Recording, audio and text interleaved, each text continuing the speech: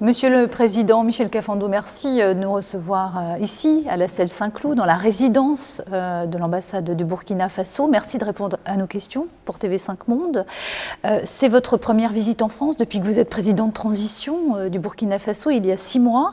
Vous avez passé 6 jours ici à Paris.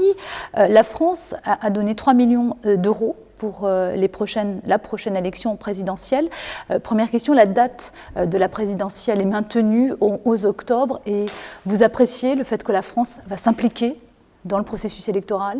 Je peux dire que c'est une visite qui a été vraiment satisfaisante à tout point de vue, notamment à travers la compréhension et le soutien que nous avons reçu du président français et des autorités françaises pour aider la transition à poursuivre et à terminer son objectif, qui est, comme vous le savez, d'organiser des élections à partir d'octobre 2015.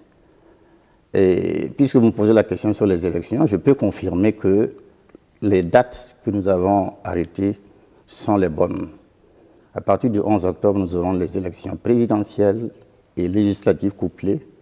Bon, nous avons renvoyé à plus tard, en janvier 2016, les élections municipales qui sont, comme tout le monde le sait, des élections de proximité. Mais nous aurons eu le temps, avant de laisser la place aux autres, de convoquer le corps électoral pour être sûr que ces élections municipales aussi se dérouleront dans la transparence et dans la clarté. Monsieur le Président, vous avez dit la Constitution, il faut la changer. Alors première question, pourquoi ne pas l'avoir fait pendant la période de transition, avant l'élection présidentielle? Et ensuite, vous avez dit qu'il fallait la soumettre à un référendum. Pourquoi? Bien parce que j'ai le sentiment que pour ce que nous avons traversé comme période, et pour ce que nous établissons comme programme pour, si vous voulez, l'après, et je pense qu'il fallait quand même avoir une nouvelle constitution qui aurait pu signifier la rupture. Bon, vous savez aussi que par référendum, pour nous et pour ailleurs, même ici en France, bon, le référendum semble être la meilleure manière appropriée pour appeler le peuple à adhérer à une nouvelle loi fondamentale. Le problème, c'est peut-être pas tant que la transition effectue tout ça parce qu'elle n'a pas beaucoup de temps, mais que de lancer au moins, si vous voulez, l'idée et de mettre en place une structure qui va commencer le travail et qui pourra être finie par la suite. Alors, les militaires burkinabés devront démissionner de leur poste de militaire s'ils veulent se présenter à la prochaine présidentielle. C'était pour vous une condition indispensable pour un scrutin normal, oui, démocratique? Il me semble que bon, nous avons vécu quand même au Burkina avec beaucoup de régimes politiques militaires. Jusqu'à preuve de contraire, depuis 1960, la date de notre indépendance, nous avons connu, si je mets moi-même dedans, deux présidents civils. Le reste, soit 5 présidents, ont tous été militaires. Bon, donc, nous voulons quand même que, désormais, si des militaires veulent se présenter à des élections politiques, ils puissent d'abord se déshabiller, ils puissent laisser leur tenue de militaire pour se civiliser, entre guillemets. C'est la raison pour laquelle nous avons dit tout militaire qui veut se présenter doit démissionner de l'armée ou alors demander une disponibilité. Pour l'instant, c'est 2 ans. Quand vous voulez faire la politique, vous avez 2 ans de disponibilité, vous demandez 2 ans. Mais à la longue, je crois qu'on va tendre vers carrément et simplement dire aux militaires, si vous voulez être politicien, vous quittez carrément l'armée pour vous consacrer à la vie politique. Au Burkina Faso, à Ouagadougou, on parle beaucoup du RSP, on peut dire que c'est l'ancienne garde présidentielle du président renversé Blaise Compaoré. Est-ce que vous êtes favorable à sa dissolution? On ne peut pas mettre, si vous voulez, un régiment de plus de 1500 personnes à la seule disposition d'un président.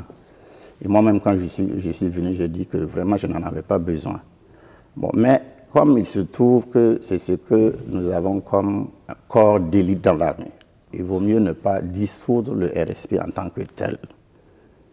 En tant que tel, comme je vous dis, mais lui affecter une nouvelle mission. Laquelle? Mais il y a beaucoup de missions, madame. À l'heure actuelle, nous avons comme souci majeur dans la sous-région la lutte contre le terrorisme. Bien sûr. Et il a été demandé à tous les pays de fournir des contingents. Le RSP est tout désigné pour faire partie de ce contingent-là. Concernant la mort de Thomas Sankara, vous avez dit que Blaise Compaoré était une pièce importante du dossier. Vous voulez dire qu'il a joué un rôle, vous voulez dire qu'il sait des choses concernant la mort de Thomas Sankara et qu'il faut qu'il les dise? Ça m'étonnerait que ce soit moi qui ai dit cette phrase-là. Vous avez peut-être entendu ça dans le cadre des investigations du dossier, mais je peux dire une chose quand même. Bon, le président Thomas Sankara, il a été tué alors qu'il était président. Et il a été aussi tué pendant qu'il y avait un gouvernement où était le président Blaise Compaoré. Et tout le monde s'accorde à dire que bon, c'était de grands amis, néanmoins des rivaux. Bon, donc, peut-être on peut se dire que... Moi, je ne vais pas m'avancer trop là-dessus parce qu'il faut que la justice établisse la culpabilité de tous ceux qui ont peut-être pris part à cela. Donc, je ne peux pas avancer un nom. Vous êtes favorable, en tout cas, à l'ouverture d'une vraie grande enquête autour de la mort de Thomas Sankara pour que la lumière soit faite. Vous pensez que c'est important pour l'avenir du Burkina Faso, pour la démocratie burkinabé? Disons que je suis favorable à l'ouverture d'une enquête sur tout ce qui a été commis au Burkina Faso comme forfait. Parce qu'il n'y a pas seulement que Thomas Sankara. Norbert Zongo. Il y avait beaucoup d'autres qui ont été exécutés dans le cadre, si vous voulez, de la politique antérieure. Pas seulement la politique du président Blaise Compaoré, même la révolution.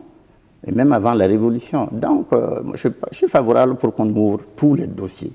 Le problème pour le Burkina, c'est d'arriver à une vraie réconciliation nationale.